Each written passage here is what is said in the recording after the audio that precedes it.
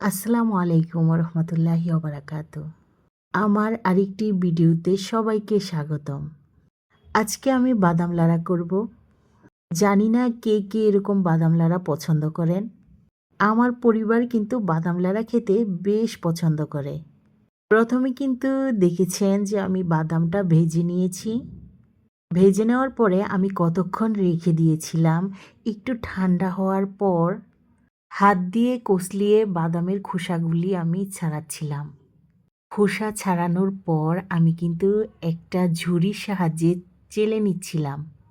তখন কিন্তু ময়লাগুলি নিচে পড়ে গিয়েছিল। দেখুন আমি কিন্তু খোসা ছাড়িয়ে নিয়েছি, আর ২-১টার খোসা ছাড়াইনি, এতে কোনো সমস্যা নেই। আমি অফলাইনে বাদামটা ভালো করে ধুয়ে নিয়েছিলাম। এখন আমি ব্লেন্ড করে নিচ্ছি আস্তে আস্তে। বাদামের মধ্যে কিন্তু একটু পানি দিয়ে তারপর ব্লেন্ড করতে হয়। ব্লেন্ড করে নেওয়ার পর আমি ফ্রিজে দেখছিলাম কি মাছ দিয়ে রান্না করা যায়। তো আমি চিংড়ি মাছ এখানে বের করে নিলাম। চিংড়ি দিয়ে রান্না করলে কিন্তু ভালোই লাগে। আর আগেও আমি রান্না করে খেয়েছিলাম, খুব ভালো লেগেছে। তারপর আমি একটা ফ্রাই প্যানের মধ্যে তেল দিয়ে দিলাম। এখন পেঁয়াজ দিয়ে দিলাম। আমি দেখুন এই যে বাদাম ব্লেন্ড করার পর এই যে এতটুকু হয়েছে, অনেকখানি বাদামই নিয়েছি। আর চিংড়িটা আমি কেটে নিয়েছি ছোটো ছোটো করে। চিংড়িটা কিন্তু বড় ছিল, দেখেছিলেন আপনারা, এই জন্য চিংড়িটাও কেটে নিলাম ছোটো করে। আর যে পেঁয়াজটা, এটা কিন্তু আমি এখন একটু ভালো করে ভেজে নিব। এখন দিয়ে দিচ্ছি চিংড়িটা। চিংড়িটা কিন্তু আমি ছোটো ছোটো করে কেটে নিয়েছি। অল্প চিংড়ি দিয়েছি, বেশি দিইনি। পেঁয়াজ চিংড়ি দুটোই কিন্তু এখন আমি একটু ভেজে নিব। ভেজে নেওয়ার পরে আমি কিন্তু হলুদ দিচ্ছি।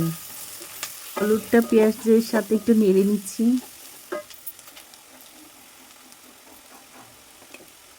তারপরে কিন্তু এখানে মরিচ দিলাম। এখন আবার ধনিয়া দিলাম, সাথে জিরা গুঁড়া, হলুদ গুঁড়া, ধনিয়া গুঁড়া, জিরা গুঁড়া, মরিচ গুঁড়া তিনোটাই দিতে হয়। আমি আবার একটু নেড়ে চেড়ে নিচ্ছি। এখন পানি দিয়ে দিচ্ছি কিন্তু।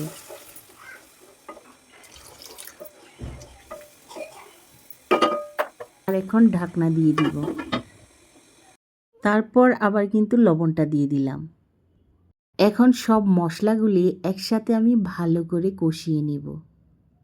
আর অফলাইনে কষিয়ে নিয়েছি। তারপর দেখুন এখন বাদামের যে পেস্টটা আমি ছেড়ে দিচ্ছি। আর এই বাটিটার মধ্যে আমি অল্প একটু পানি নিয়ে গুলিয়ে অ্যাড করে দিব। এবার আমি আবার নেড়ে চেড়ে নিচ্ছি। বাদাম লাড়ার একটা সমস্যা হলো বাদাম ছিটে যায়।